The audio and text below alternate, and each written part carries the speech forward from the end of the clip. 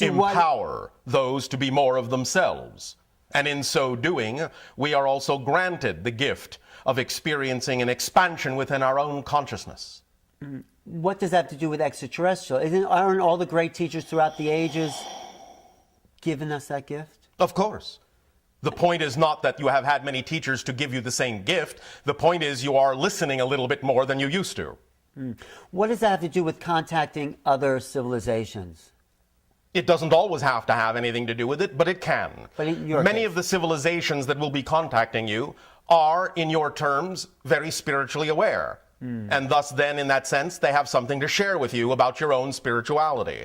You can take it or leave it. We don't care. But the idea is that we give you at least the opportunity to understand a different perspective of the idea of life and spirituality and consciousness.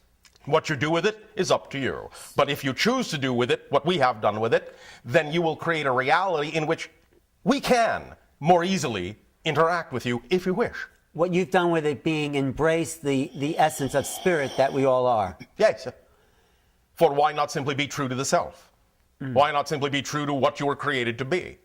That is the whole idea. You are remembering more of who you are. That's what your spiritual awakening is all about. It isn't that you're really learning anything you don't already know. It's that you're remembering what you already know, because you have created the experience of forgetting. But now you're at the end of the cycle of limitation and forgetting, so you are awakening to the memory of who and what you actually are, and we are here to help if you wish our help. And you being, can you describe the process of where you actually are? You're in a ship somewhere? I am in my ship over the area on your planet that you call Sedona. Sedona, Arizona. Yes. And how do you then bring that channel into this body? What's that process? I do not go into the body. As has been explained, the idea is similar to what you call your tuning fork analogy. We simply operate at a certain frequency that allows us to connect to the frequency of the brain waves of the channel. And when that connection is made and our frequencies are in lockstep, are in harmonious alignment, then the translation of my thoughts automatically translate into whatever language the channel we are connected to was born to understand. So you're over Sedona right now in this time period. Yes, sir. And you're sending the thoughts here to this brain mechanism. Yes, sir. But we are operating on a certain frequency that connects to the brain mechanism of the channel's frequency.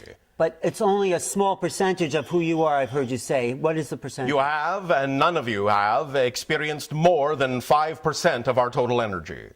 Experiencing more than that through the channel's body at this time would burn the channel out. Okay, is there a chance we could at some point experience the energy maybe without the channel? Yes, sir. How will we do that?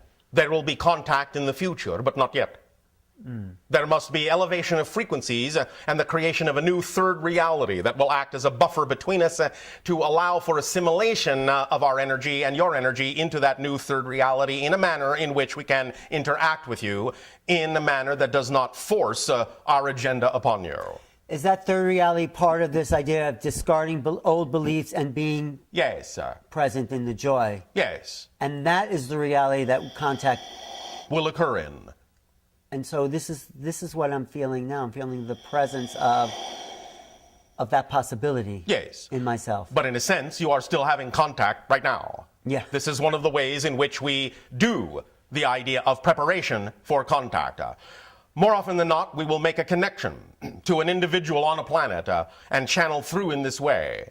And that individual will normally be a past life of one of us, so that we will have gained experience in your society, so that we will not be too alien to you, so that we will understand you. Thus then, by drawing upon our past life in your society, as I am doing with the channel, we understand to some degree your concepts more than we would. Thus then, by forming that connection and gaining familiarity, we understand exactly how to tailor the information in a manner that your particular culture understands how to absorb. And you've done this before on other planets? Dozens of times. You personally? Yes, and my family for generations. Have all been trained as contact specialists? Yes, sir. And have they all been successful in their welcoming? Well... Well... Not at first. Not all. There are some incidents that, in your terms, did not necessarily result in full contact. We must, in that sense, in those times, back away and honor that civilization's desire to not have contact. Because they were too locked into their belief systems. Yes, sir. And the ones that were able to embrace you, Can you describe them and what happened? There are many. Our alliance, our association of worlds is over 300. So life is totally abundant throughout the universe. Yes, sir. And where was Earth in this assimilation? Are we over 50% of acceptance? No. We're not. No. But you will be. We will be. You will begin to enter the first phase of your ability to interact with species from other stars. As we read your energy now, somewhere between your year of 2025 and 2033, that is when the first stages of contact will begin. And within 50 of your years thereafter will be the time frame in which you will become, shall we say in your language, an honorary member of the Alliance.